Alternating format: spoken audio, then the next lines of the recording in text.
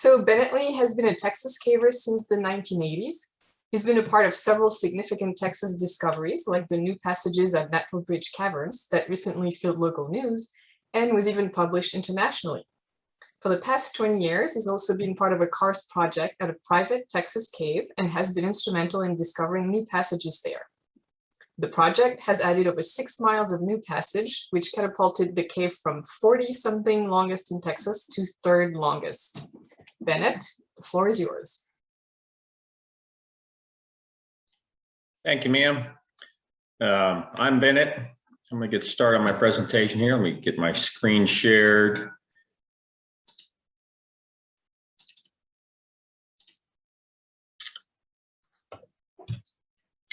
All right, so we're going to talk about this cave that bumped up to 6.5 miles. So this is, I'm not going to mention the name in the meeting here because the landowner doesn't want us to publicize the name or the location of this cave, just to keep activity down on this property so he doesn't get people hitting them up all the time. We've done pretty good on this. This project's been going on for 20 years, and periodically I go search for the name online. And we've only found it 2 places, both of which were prior to this project. So we've done pretty good, keeping the landowner really happy, a good landowner relations with them. But a lot of you have been to this cave I'm going to talk about. And privately amongst yourself, you can mention the name, just not publicly. And if you post any pictures or anything, don't mention the cave name. So a quick history about this cave we don't want to mention the name of. This is one of the headwaters to the Frio River. We don't know when it was originally explored, but we do know the UT Grotto back in the 1950s explored this cave, but they lost access around 1959.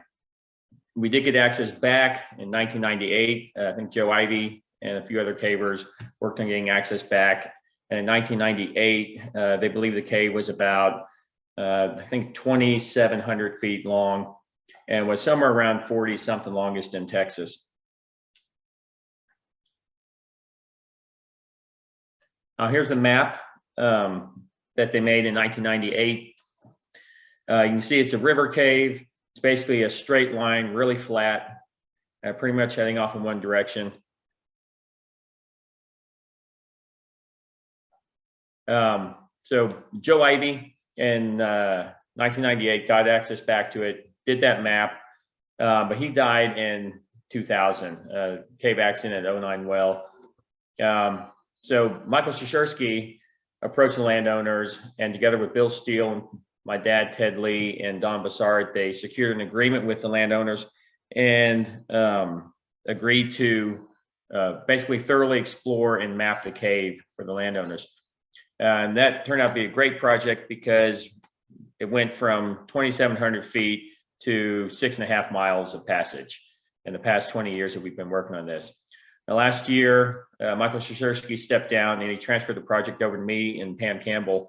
And so this is kind of a status report on what's happened the past 20 years of this project. So here's the current line plot. There might be a few other new things that got added. I can't remember, but this is the line plot over the topographical map of the area. And that 1998 map that you saw only covers this part of this. So everything here is the new stuff we discovered since 2001. So lots of new stuff here. And you notice there's a gap between these 2 maps here. We're going to talk about that a little bit later on in the presentation here. So this cave has 3 entrances to it. They all kind of meet up really quick. This is the left entrance. Normally this one doesn't have water, but this was after a rain event. And so there's water coming out of this entrance. This is the entrance we normally go in the middle. The first 10 years of this project, there was always water coming out of this entrance. But then the last 10 years or so, this has been frequently dry, which is a shame because this middle passage would feed these travertine dams down below here. And when we first started for the first 10 years, these were always filled with water and actually didn't have any of this vegetation you see here. It's just crystal clear pools. Beautiful travertines, and since it's been drying up, there's some vegetation growing back in here. It's still pretty, but nowhere near like it looked when we first started up the project 20 years ago. This is on the far right of the entrance. This is the dry entrance. It doesn't look very dry right now because this was after a flood event. And for some reason, my dad, Ted Lee, decided to go down and go skinny dip in the cold, frigid flood waters there. So I don't know why. Michael Szaszurski took a picture of it. Again, I don't know why, but that's typically dry. And we would crawl up for the first year of the project. We'd crawl up here and belly crawl till we got to a stream passage a little bit further in, until we found that middle passage with the head duck under in it. Really nice. Those travertine dams I showed you from the middle entrance would feed down to these waterfalls, and those waterfalls would feed over these other waterfalls. There's also, to the left of this middle waterfall, there's a little dark void. That's another cave on the property, right at the base. We call it Travertine Cave. It's only about 50 feet long, but still really pretty. Actually, 2 pictures from the 2018 cave calendar were filmed or were shot in that little 50-foot cave, including the cover photo for that. So it's a pretty little cave, and it's nice little just walk through. Here we are, pulled back just a little bit more, and you can see this stream over on the left. That stream is actually a spring fed by the cave, and that spring has never run dry. So it's always feeding the Frio River and always has water in it. It's, really fortunate, because back in 2010, like I was saying, some of those entrances have dried up. So we had a severe drought in Texas in 2010 to 2013. It had some really devastating impacts on the cave. A lot of those entrances were running dry. A lot of travertine dams were running dry. There were places in the cave that were originally sumped. We're able to swim under them now. The entrance, that was a wonderful float. You're hot in your wetsuit and you go float in the water, and now it's a hot, miserable crawl because it's all dried up. So here's a look at some of the impacts that drought's had. This is the middle entrance looking out, and this is what it typically looks like now. This is that sump I was talking about. For the first 10 years of our project, this was sumped. The thing completely filled with water. When you follow that low line and just pop up under the other side, and now it's typically like this, completely dry. A little further in on the entrance, we have this nice river passage you can wade through, and now it typically looks like this. In fact, now it usually doesn't have these few inches of water in there. This was a way that this was actually sumped for the first couple of years that we were in the project, but then the water lowered just enough that it was at the level of the shelf right at the top of the helmet, so we could suck the ceiling and get through. It lowered a little bit more, and it was a little easier to get through, and now it typically looks like this. So really devastating impacts, and the cave's really hasn't recovered from that drought in 2010 to 2013. Still to this day looks like this, only occasionally has water. But eventually, once you're through the entrance, you get into big river passage.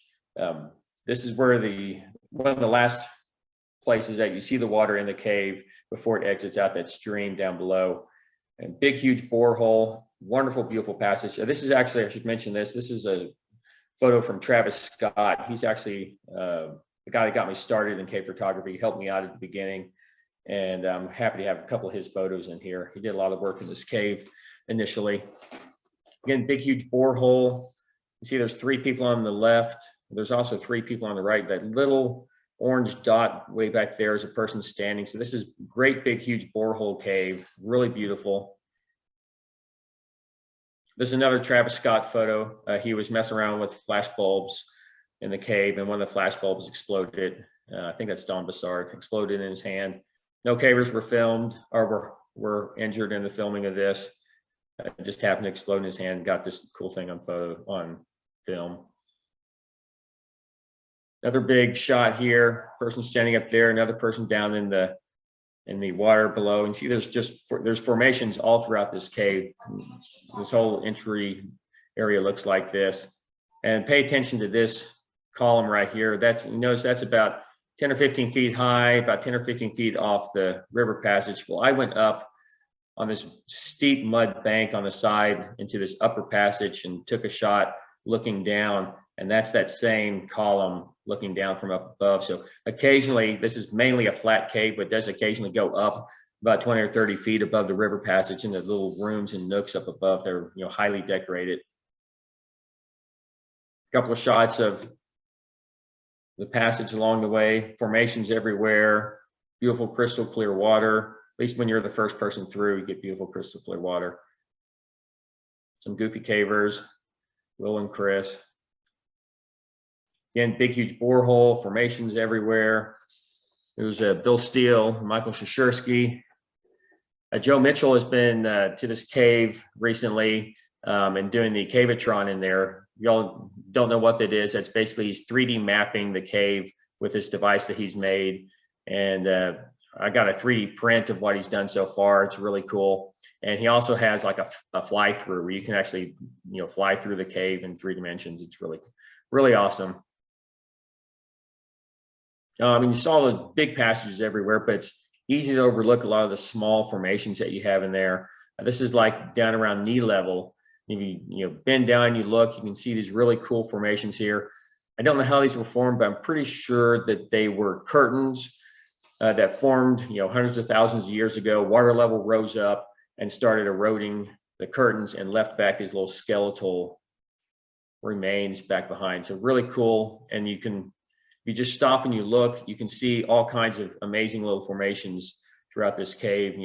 Instead of just getting overwhelmed by the sheer size of this, you can stop and look and see all these things here. These, I think, were also eroded. I don't know how these were formed, but I'm guessing that these were stalagmites that formed, water level rose and started eroding the stalactites. I don't know for sure, but I'm thinking that's how these things formed.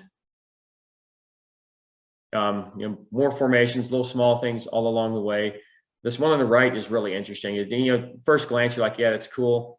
But if you look at the levels of these the shelves on these columns here, they don't make any sense, because these typically form when the water level rises, and then you get deposits on the columns. But if it rose, there should be formations, or should be these shelves at the same level at all of these columns, but they're at different levels on each. And if one formed later, then it should have, if this formed first and this middle one formed later, this first one should have a shelf at this level as well. So I don't know how these are formed. And there's things like this I see throughout this cave. They're just really mind-blowing to me when you stop and you try to figure out how these things were formed. So all kinds of cool stuff like that to see. Formation looks like a duck, arrowhead. It's a whole wall of columns. They're about 12 inches high or so, and it's about 15 feet long, just this whole wall, just over to the side as you're walking through the cave. Beautiful stuff up above the river passage. This is usually an end point, turnaround point for a lot of people who visit the cave, particularly the non-cavers. This is a place called the Graffiti Room. Like that other photo I showed you, this one's about 20 or 30 feet above the river passage, and it's highly decorated.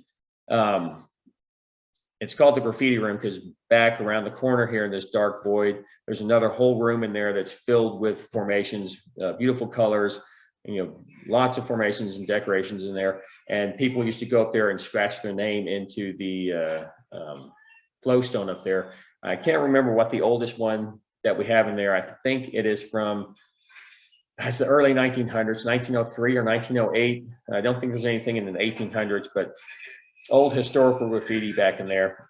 And just so you know, Drew mentioned this earlier in the meeting, this photo is available in the 2022 Caver calendar, so look up Drew and get yourself one of those calendars. And it does not contain any pictures of my dad, Ted Lee, in there, so you don't have to worry about that. So right after the Graffiti Room, you get into the drowning pool. You have to swim under these formations here. Deep pool, really pretty, and you pop up into this room back here. Again, very interesting how these things formed. There's soda straws on the ceiling that are covered in this black mud. Formations over here that have patches of it on there. I'm assuming the water level had risen and gradually receded, leaving this mud back behind, and then probably washed off in some spots here, but not all the spots. So there's a couple of places where it washed off, some places it didn't. You got this angled line here. Again, really fascinating to see stuff like this. I haven't seen black soda straws before, so interesting to see that. But if you look, this smooth formation back over here, this is a place that we call Holsinger's Limit after Terry Holsinger. Some of you know him. He doesn't wear wetsuits in this cave, just wears thermals underneath some like a cave suit.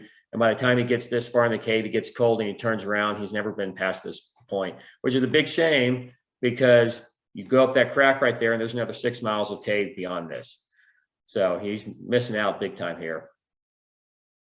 When you go up there, for years, I never saw this, you know, too focused on getting through that crack, but right above your head in that little 2-foot section, there's all these helictites right above your head, just a foot above you. And if you just look up, you'll see all these amazing little formations there. I love helictites, you know, gravity defying, growing the wrong way, and they're right above your head when you look up. So if you make it to this cave, you know, going up Holsinger's Limit there, just look up and you'll see all these pretty little formations right above your head. But once you're back down into the stream passage, we wind around through these flowstone passages, and we end up at our first major obstacle, which was the head notch. So this is as far as they got in 1998, and this area was sumped. And so we brought in some divers. They dove under this because this head notch that you see here didn't exist at this time. So we brought in divers. They went under and said, oh yeah, it's real short. You pop up into walking passage again right after this. And so we spent a couple of months rock shaving this notch in here. And this is a really tight notch. I've got a big head and I lose layers of skin every time I go through this thing. Really tight. But if you notice, here's Bill Steele without his beard going through this again. The water level has dropped significantly here in this photo.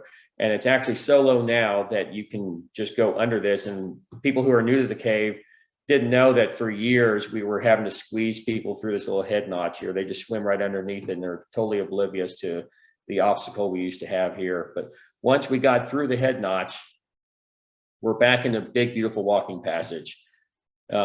Gorgeous formations all along the way. And, you know, at this point, we're about 2 years into the project and we're thinking, hey, this is awesome. You know, we're scooping booty, big, huge formations, big, huge passage. And we get here, we do the stoop walk. And then at the end of the stoop walk, we end up in this room, and somewhere in the mud over on the side was the words, "the end." We're like, crap, we just thought we'd scooped half a mile of you know, virgin cave and someone beat us to it. Well, we're pretty sure that it was the UT Grotto back in the 1950s, because from 1950 to 1957, Texas had an even worse drought than we had in 2010. And so the head notch probably wasn't an obstacle for them then, and they made it back here. But we've been working on this for about 2 years. We weren't satisfied that this was the end.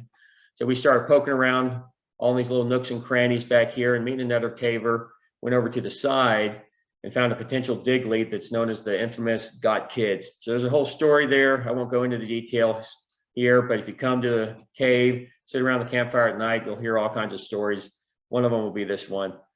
So we dug, we had a dig project around the side, dug open and found a way further into the cave, but it was a horrible, horrible area. It's the most dreaded part of the cave with things like the Nutcracker and Bonnie's Crack, some horrendous obstacles.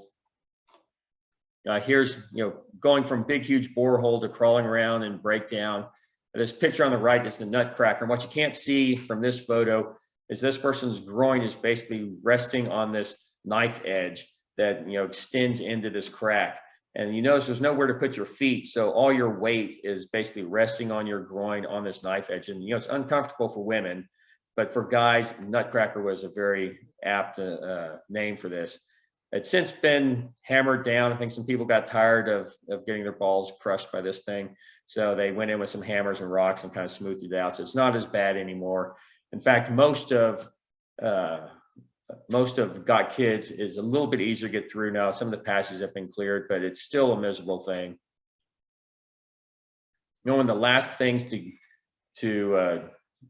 or the tail end of Got Kids, you end up belly crawling up this slope to this pancake room. And for the first many, many years, I can't remember how long we were doing it, we had to drop down over here on the side through this thing called Bonnie's Crack, named after Bonnie Longley.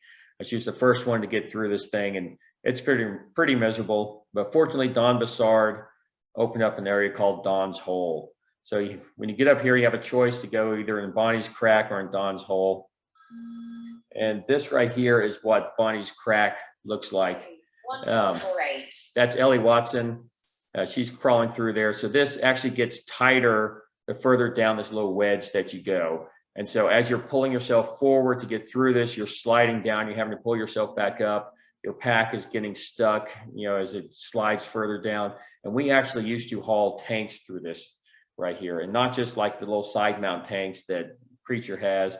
The guy that we had these big 40s and was so worried about them getting damaged that he wrapped them in foam and stuck them inside of a huge PVC pipe that fit all the way around the thing. And I mean, they were so difficult to get through the other parts of Got Kids. It wouldn't even make it around some of the corners, and we're having to hump that through this thing right here. It was awful. And we're so glad Don Bassard came in, some explosives, and knocked out this rock that was plugging up this hole. And now we all go through Don's hole. So Bonnie's crack doesn't get a lot of use these days, but Don's hole is big and inviting and really kind of beckons you to come in. But right after Got Kids, we end up at Sump 1. So Sump 1 was our first really major obstacle. It was not like the head knots. There's no, skirting around or anything. It's a true sump. So we brought in some cave divers. They dove it, got all their tanks through, Got Kids. Dove it, came back 5-10 minutes later. It's like, yeah, there's an air bell on the other side. There's some breakdown, doesn't go. We're like, what? We did all this work getting your tanks back here through Got Kids. Doesn't go. It's like, you're only there for like 5 minutes. Like, yeah, it doesn't go. Well, we weren't satisfied with that. There's a whole story there, really long story, really funny, the way things worked out with that. But I went ahead and free dove it. Everyone thought I was dead because it didn't come back for like 2 hours. But it turns out I didn't die. The cave does go. And it turns out it's amazing passage beyond this as well. So this is what the sump looks like. Everyone's here gathering up. We're going to dive across. We have this nice hand line, and it's really easy. It's about 30 feet long, and even non-cave divers can do this. It helps if you're dive certified, but we've had non-divers go through this as well. And once you go across, you go over the breakdown, you end up into big, huge walking borehole passage again. This is how far I went that trip where everyone thought I was dead. I got about 1,000 feet in, wrote my name in the mud, and as far as I know, it's still there to this day. Even during flood events, it doesn't wash away.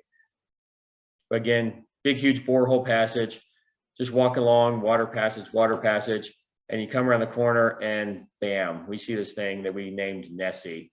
So this is like a life-size Loch Ness Monster head that just literally stares you in the face when you come around the corner.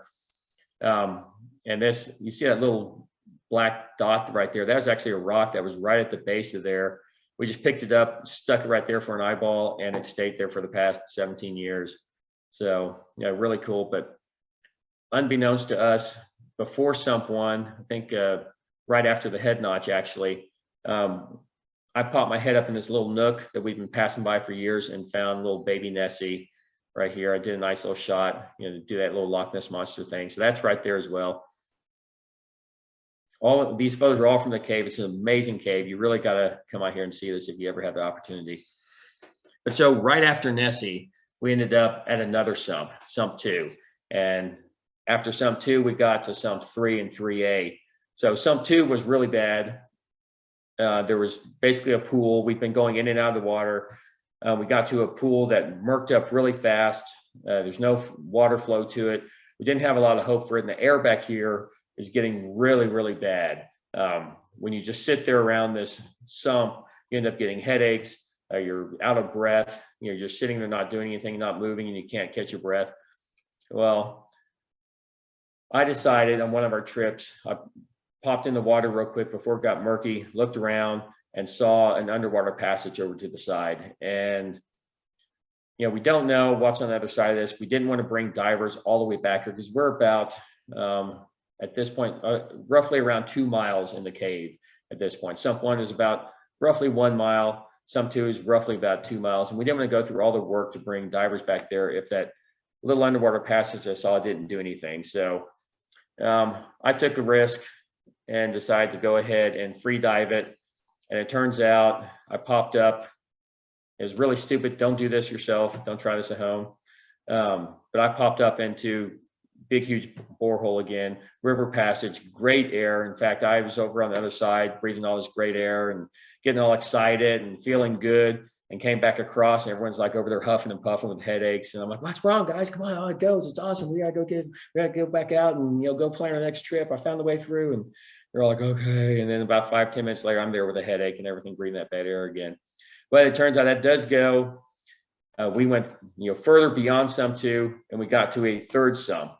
The third sump was actually really difficult. It was basically the entire river coming out of a 4 or 5 foot wide hole that had so much current that you couldn't even get up to the hole to look into it.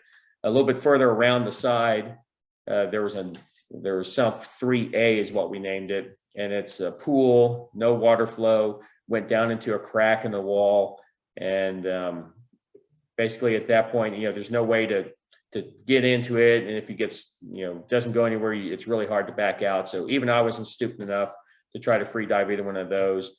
And so we brought in a nice dive team.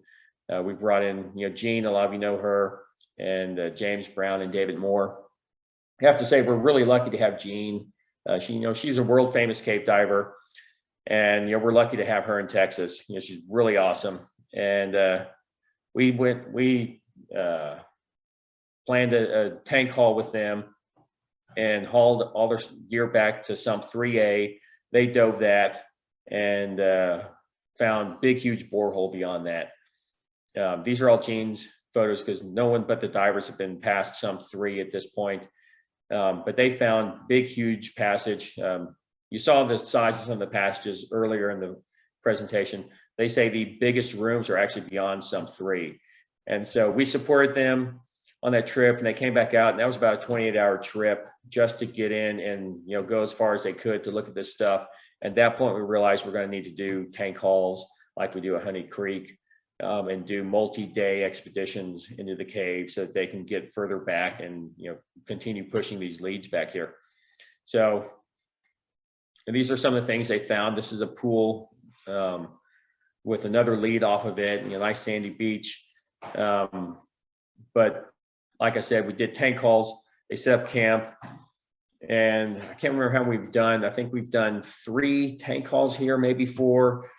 And on one of those trips, we also did a cave radio. So for those of you who don't know what that is, it's basically a transmitter you take into the cave with you, and then someone on the surface has an antenna, and it can determine exactly where you are underneath on the surface. So it's great for doing things like drilling a well and making sure that you hit the cave and you're not just a few inches into a wall.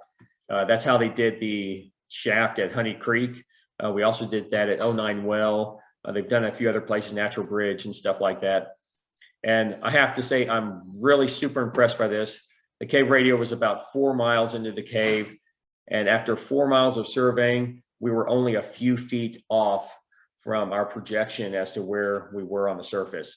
And that is amazing, because if you're even just, half a degree off at the beginning, you could be hundreds of feet off near the back of the cave. So it's really amazing we did such a good job. But really, it was that all of our errors canceled each other out, and we just got lucky that we were a few feet away. But still, I'm really impressed with that. So it was a great job from our project and all of our surveyors and everything. But unfortunately, the status of the project is basically, you notice, here's that map from earlier in the presentation. You can see I have this line going across the top. That is the property line for the current landowner. The entrance is down in the bottom left, and we have now exceeded the landowner's property line. I can see where all these things were in the cave here. And basically, I need to meet with the landowners this year. I'm going to be end up doing that soon. But the general feeling is that the landowners are not interested in us pursuing cave passage beyond their property lines. Now, the good news is we have been in contact with this adjacent landowner, as well as a couple other landowners in the area. And we have been on this property. We've actually got access back to a cave that we lost access to back in the 60s. It was actually super popular back then, so popular that this guy closed down the cave, and we just got access back in the past, I think 2 years, we just got back access there. So we are friendly with this landowner. He's letting us go around, and we're hoping that we can find some surface feature here, potentially a cave that will drop us back into this cave here so we can continue on our exploration in here. So the current landowners, they're really happy with us. We've been really forthright and things like this, rather than trying to hide how far we are in the cave. We're very forthright with them. We have a really good relationship with them. So even though they probably don't want us to continue pursuing here, we will probably still be able to do some fun trips in here, since we've been good cave stewards for the past 20 years. But if you want to make sure that you get on this trip and you want to see this cave, the landowners do host a cross-country marathon, an annual cross-country marathon as a fundraiser for their school. So they have a school that's for abused and abandoned children, and it's a great charity event. We had Ellie Watson, she ran that in 2020. And so it goes basically cross country on this property here. Absolutely gorgeous property, really beautiful. And basically, and there's also, these aren't marathon runners here. You can also do a half marathon, a 12K, a 5K, and they call it a run/walk. And like I said, it's basically a fun event. It's a charity event. So you're all raising money to help the school and help support, these kids from troubled homes. So it's a great cause. There's Ellie. She just ran 26 miles and she's jumping over the finish line. Really nice. But so they have been doing this marathon, and since they've allowed us on their property for 20 years, just to go run around in their cave. They asked us if we'd be willing to volunteer, and we're more than happy to help, maintain good landowner relations with them. And so we helped out last year a lot. Don't know how many people from UT volunteered last year. I knew we had a bunch of Houston people that came out and volunteered there. But this year it is their biggest marathon yet. I think they have 150 people who have signed up for it so far, and we need about 24 volunteers. And so the key thing is, if you come volunteer, starts early Saturday morning, ends Saturday afternoon, and then after that we go caving in this awesome cave that you just saw. So if you want to make sure you get in on a trip to see this awesome cave, this is the way to do it. You can come help and volunteer for a great cause, and then you get to see the cave either Saturday night and or Sunday morning, depending on how many people and how many times you want to go in and see the cave. So if you're interested in that, get in touch with me or Aaron Wertheim. He's actually the best person to get in touch with because he's coordinating all the volunteers. But you can also run in this marathon as well and help support the cause. I don't have the link on this presentation, but there's a link. If you look up Headwaters of the Frio Marathon, you'll find a link that talks a lot about the school that's benefiting, as well as the marathon. You can sign up for that, or come. You don't have to run. You can come volunteer at this thing and contact me or Aaron Wertheim for that. And that's the end. Anyone have any questions?